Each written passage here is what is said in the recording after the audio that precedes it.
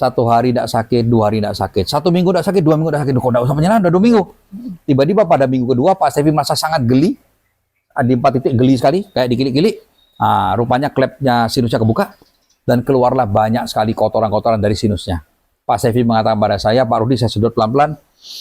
Saya kecup di wastafel, waduh keluar banyak. Mohon maaf, Pak Stevi sendiri mengatakan baunya sampai kayak tai.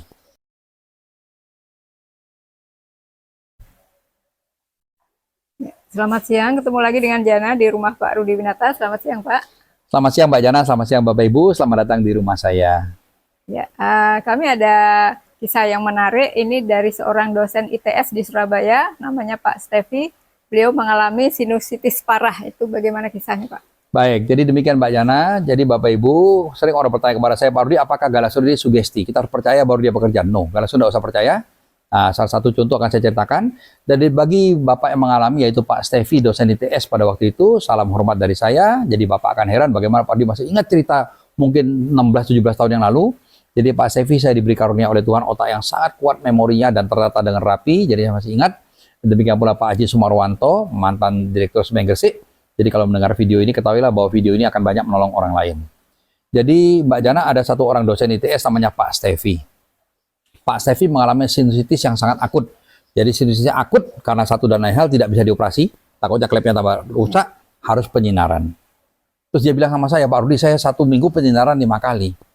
Coba Pak Stevi, kan buang-buang waktu. Bukan waktu toh Pak, uangnya Pak.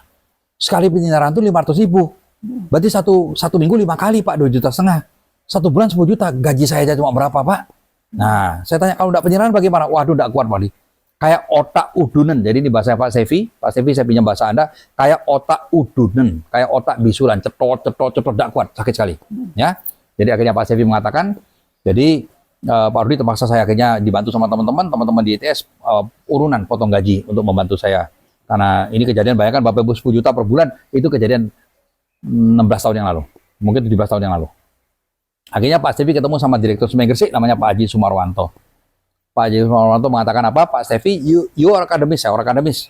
You dosen ITS, saya salah satu direktur Semen Gresik. Nah ini Anda pinjam kalung ini. Dipinjam mana kalung galas saya Pak Haji Sumarwanto, suruh Pak Stevi pakai.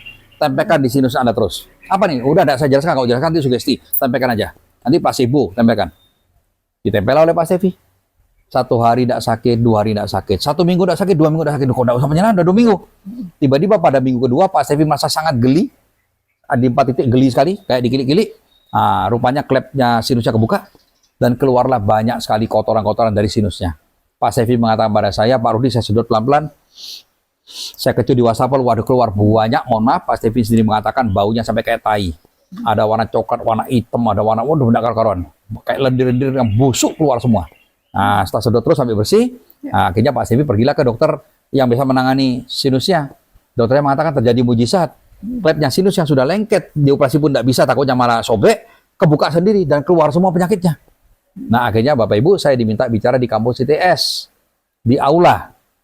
Jadi Mbak Jana, saya masih ingat saya berbicara waktu itu di podium, tempatnya rektor berbicara.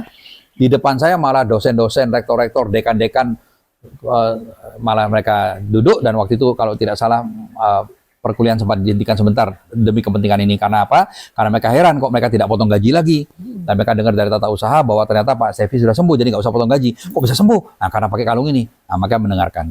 Saya jelaskan semua, dan mereka tertarik sekali. Pada waktu itu saya bawa kalung galas banyak sekali, habis Mbak Jana. Bahkan setelah itu pun mereka masih banyak pesan-pesan lagi.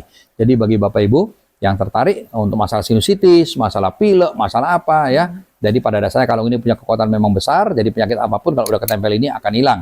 Jangan kan begitu Bapak Ibu kesengat tawon atau kelabang atau kalajengking atau ular. Sudah banyak kesaksian tempelkan. Langsung hilang racunnya, mati semua. Jadi Bapak Ibu kalau mau hidup yang tenang dan nyaman, mau sehat, pakailah Galasur. Jadi Mbak Jana ini membuktikan bahwa Galasur bukan sugesti. Pak Stevi tidak tahu apa ini, sengaja nggak diberitahu, tempel saja tiba-tiba sembuh semua. Sampai akhirnya saya diundang bicara di kampus, salah satu kampus paling bergengsi di Indonesia, kampus ITS Surabaya, di aula, di podium tempatnya rektor berbicara. Demikian Mbak Jana. Ya, terima kasih Pak. Ya, bagi Anda yang mempunyai masalah sinusitis dan pilek yang bertahun-tahun tidak juga sembuh, silahkan dicoba terapi Galasur dan kalung Galasur.